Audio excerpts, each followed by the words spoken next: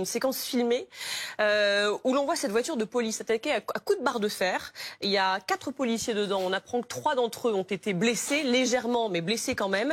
Vous allez le voir, à un moment donné, on voit l'un des policiers qui sort brièvement du véhicule, arme à la main. Est-ce que vous condamnez, David Guiraud, ces images ?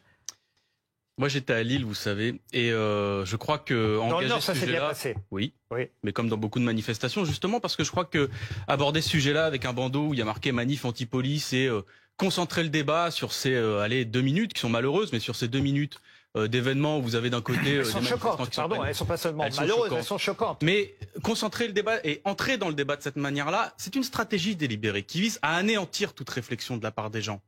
Je le dis, à anéantir toute réflexion. Parce que ce qui s'est passé, par exemple, pour moi qui manifestais à Lille, ça ne correspondait pas du tout au traitement tel qu'on est en train de faire de cet événement. On a couvert les manifestations dans leur globalité, mais en revanche, quand il se passe un incident de la sorte quand même qui n'est pas anodin, on est obligé d'en parler aussi. C'est là où je ne suis pas d'accord avec vous. Vous pouvez vous sentir obligé d'en parler, c'est vrai que c'est un fait.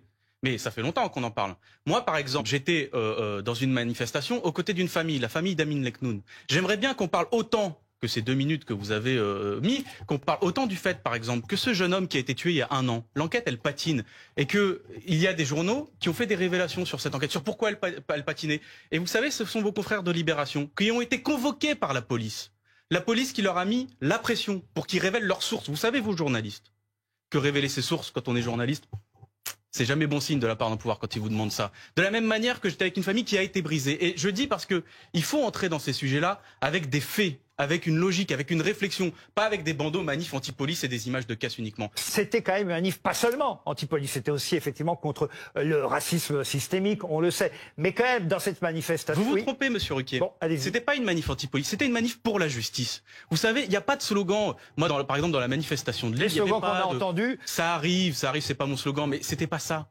Aujourd'hui, vous êtes en face d'une famille qui est brisée, qui est détruite. D'accord? On vous appelle, votre gamin est mort à 2h30 du matin, on vous appelle à 9h. Vous vous demandez mais pourquoi il y a 7 heures d'attente entre les deux? Vous vous demandez pourquoi le véhicule dans lequel a été tué Amin Leknoun, qui a été placé sous scellé, a été curieusement incendié et qu'on n'a plus accès à ce véhicule. Moi, je suis allé voir une famille, je vous le dis, je le redis, je veux mettre son nom sur la place publique là.